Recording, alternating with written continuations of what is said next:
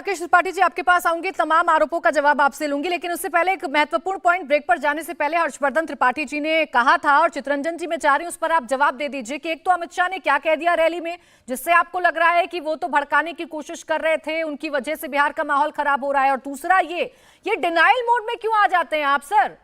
हुआ है दंगा, एक्सेप्ट करिए ना कि कुछ नहीं हुआ, छोटी सी घटना थी, हमने कार्रवाई कर दी।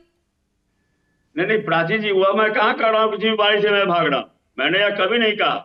अभी त्रिपाठी जी कह रहे थे हिंसा की जो सभा थी अमित शाह जी की उसके बारे में, तो शायद अगर सुने होंगे तो अमित शाह जी का भी जो टोन था मैं उस पर नहीं जाऊंगा, लेकिन अमित शाह जी की उपस्थिति में गिरिराज सिंह जी ने कहा था कि जवाब दीजिएगा ना, जवाब दीजिएगा ना, जवाब दीजिएगा ना। तीन बार उन्होंने जोर जोर से कहा, जब और जोर से बोलिए जवाब दीजिएगा ना, जवाब दीजिएगा ना। क्या हुआ, हमको इसका जवाब तो चाहिए। कह रहे थे कि हाँ साहब प्रोवोकेटिव कोई नहीं बोला है। अमित शाह जी भी जो जिस ढंग से बोल रहे थे कि अगर दंगा रोकना है तो 24 में 40 का 40 सीट आप नरेंद्र मोदी जी को दीजिए। अरे तो उसमें भड़काने जैसा क्या है चितरंजन जी?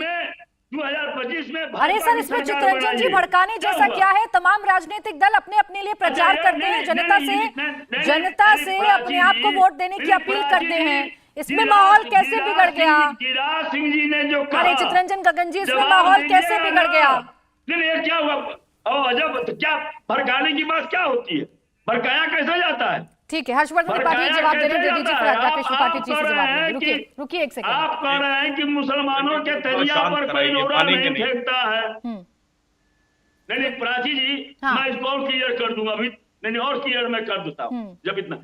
जब गिरिराज सिंह जी कहते हैं कि तजिया पर कोई हिंदू रोड़ा नहीं फेंकता है और आपके जुलूस पर कोई रोड़ा फेंकता है, तो जवाब दीजिएगा ना, जवाब दीजिएगा ना। अच्छा ठीक है हर्षवर्धन त्रिपाठी जी, ये जो बयानों की बात कर रहे हैं चितरंजन गगन जी, ये भी तो गलत है ना, ऐसे वक्त में जो सेंसिटिव माहौल है। रुक जाइएगा, देखिए माहौल में गिरिराज सिंह, अरे रुक जाइए, अब आप ही के सवाल का जवाब ले रही हूँ, लेने तो दीजिए।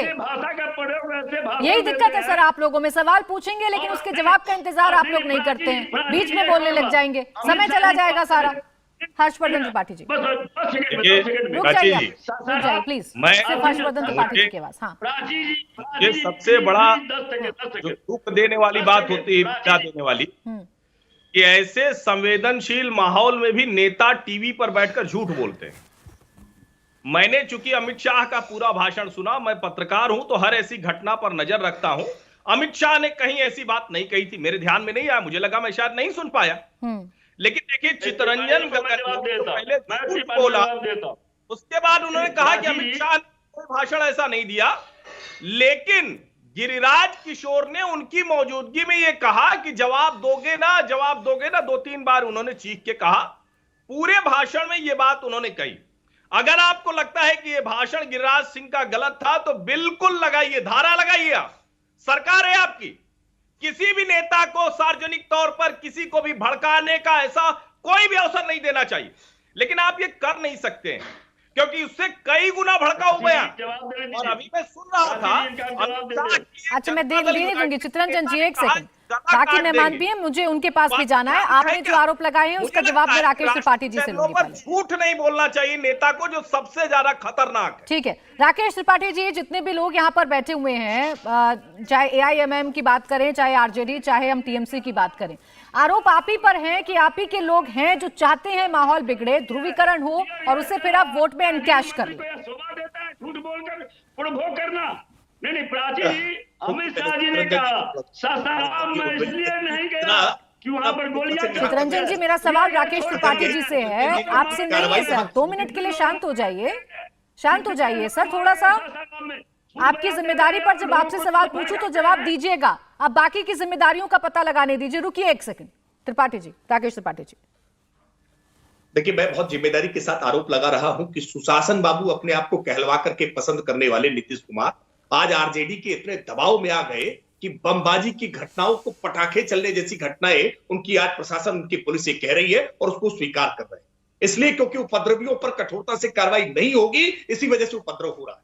मैं बात कह रहा हूं इस बात को, तो उदाहरण उत्तर प्रदेश का दे रहा हूं कि उत्तर प्रदेश में आज योगी आदित्यनाथ के नेतृत्व की सरकार बनती है और उपद्रवी जब जान जाते हैं कि अगर उपद्रव करेंगे तो संपत्ति बेच करके उससे वसूली हो जाएगी और बुलडोजर चल जाएगा घर पर, मकान पर, तो ये उपद्रव की घटनाएं थम जाती है। लेकिन जैसे ही नीतीश कुमार के साथ तेजस्वी का हाथ मिलता है तो ये उपद्रवी आश्वस्त हो जाते हैं कि अब तो उपद्रव करो, अब पथराव करो, रामनवमी के जुलूस को रोक दो, अब किसी प्रकार की कोई कार्रवाई नहीं होने वाली क्योंकि अब तेजस्वी का तेज हमारे साथ है। ऐसे ही बंगाल में ये उपद्रवियों को एहसास है कि ममता दीदी की ममता भाईजान पर बरसेगी, ममता के दीदी के भाईजान पर बरसेगी, तो कहीं किसी प्रकार का कोई संकट नहीं होने वाला। राकेश त्रिपाठी जी, रिजू दत्ता जी बहुत साफ कह रहे हैं कि आप ही के लोग हैं, आप ही से जुड़े हुए, आपके संपर्क में आए हुए लोग हैं जो बीजेपी का जिनसे ताल्लुक रहा है, जो पाए गए हैं इसमें लिप्त, और उनकी गिरफ्तारियां भी हो रही हैं और आगे भी होंगी।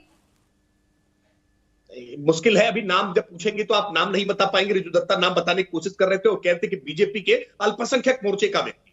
अरे भैया, रामनवमी की शोभा यात्रा निकल रही है, शोभा यात्रा पे पथराव बाहर से किया गया है, और कहां से किया गया है वो टीवी के दृश्य जो चल रहे थे ना, देख रहे हर दर्शक ने पहचान लिया है कि कौन लोग पथराव कर रहे थे। और केवल बृहस्पतिवार को ही नहीं, केवल रामनवमी के जुलूस पे नहीं, शुक्रवार को जुमे की नमाज के बाद बाकायदा सुनियोजित तरीके से हिंसा करके, टारगेट करके घरों से बाहर निकालने का प्रयास किया गया है। ऐसा ही प्रयास सासाराम में हुआ है। मैं बार बार इस बात को कह रहा हूं कि उपद्रवियों को शासन का साथ नहीं होता है तो इस प्रकार की घटनाएं नहीं होती। महाराष्ट्र में कोशिश की गई, 2 घंटे के अंदर कंट्रोल हुई, वडोदरा में कोशिश की गई, वहां कुछ घंटों के भीतर ही कंट्रोल कर लिया गया, और इसकी पुनरावृत्ति जुम्मे के दिन नहीं होने पाई। लेकिन बंगाल में और बिहार में जुम्मे के दिन इसकी पुनरावृत्ति होती है, तो स्थापित हो जाता है कि उपद्रवियों को सत्ता का संरक्षण है। चलिए रिजू दत्ता जी, नाम बता दीजिए। कलीमुल हाफिज साहब कह रहे थे, कलीमुल हाफिज साहब कह रहे हैं कि हिंदुओं का रेडिकलाइजेशन वीएचपी और बीजेपी ने किया है। अगर हिंदुओं का रेडिकलाइजेशन हुआ होता तो ये ताजिया के जुलूस पर पत्थरबाजी होती,